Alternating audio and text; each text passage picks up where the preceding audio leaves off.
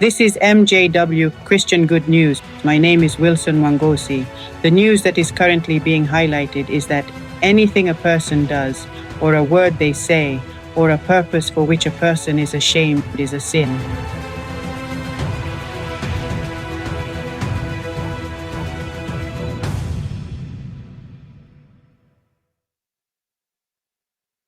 We know that if anyone breaks the commandments of God and his laws, he will be judged. But there are people who make lawful things a sin because of shame. For shame is a sin, as the proverb says. Righteousness exalteth a nation, but sin is reproach to any people. Therefore, every sin that a person commits is a shame to him. For example, if a person worships an idol, it is a shame to him because he is more valuable than an idol. And if a person is caught in adultery, it is a shame to him. And if a person is caught with something he stole, it is a shame to him. And if the truth is recognized because of a lie that a person has told, it is a shame to him, because sin is a shame to any people. Therefore, everything or word that makes anyone ashamed is a sin to him. For example, the act of taking is similar to the act of stealing.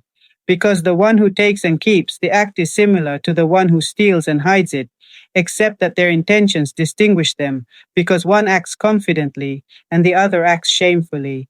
Therefore, the one who acts shamefully, for him is a sin. So it is the same even with matters that are lawful, turn into sin because of shame. For example, in the beginning, Adam and Eve, his wife, gave birth to sons and daughters, who in turn married a man and his sister, being blood brothers.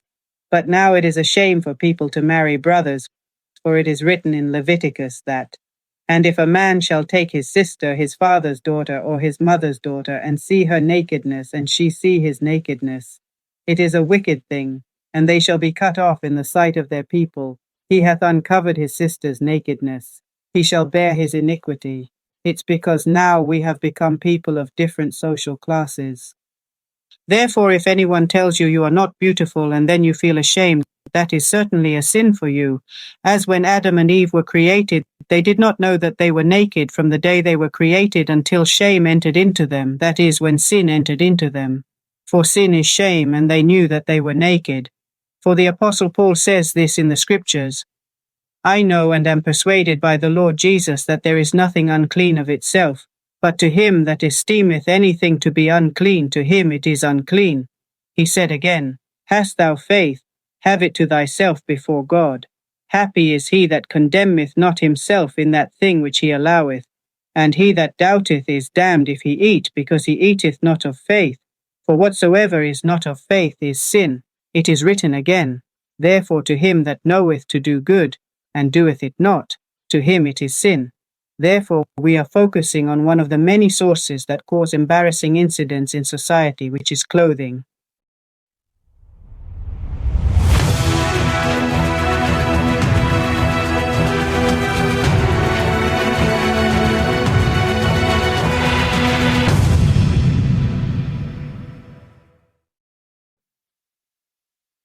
In the beginning, when God created man before sin, God did not cover man with any clothing.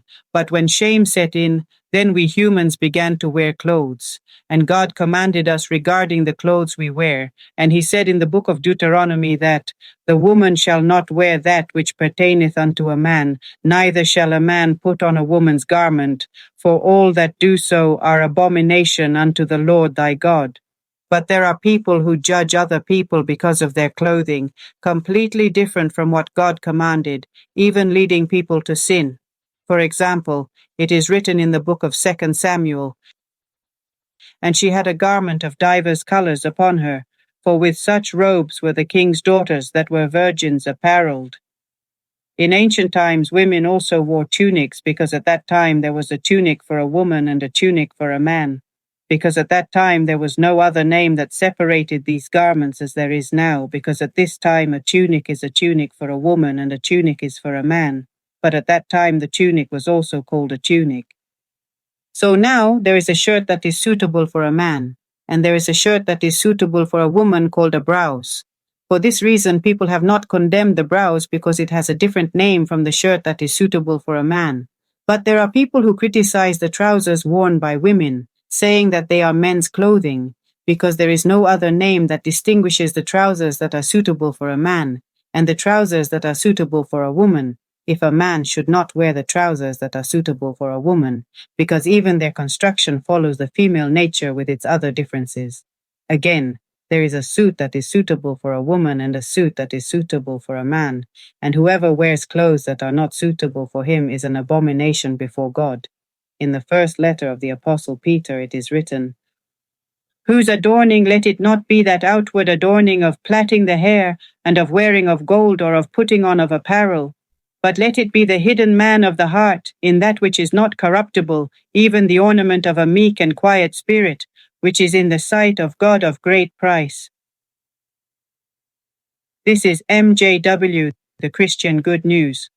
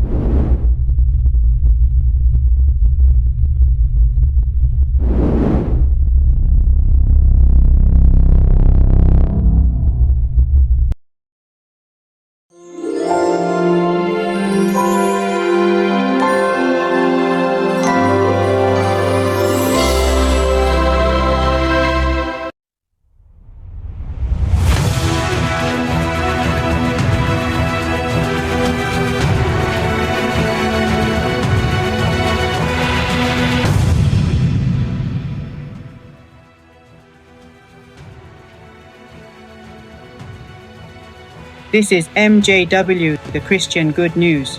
My name is Wilson Wangosi.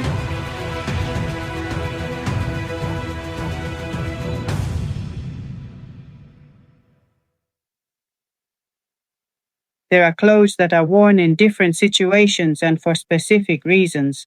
That is, there are clothes that are appropriate to wear in places of worship, and there are clothes for sports, and there are clothes for specific work.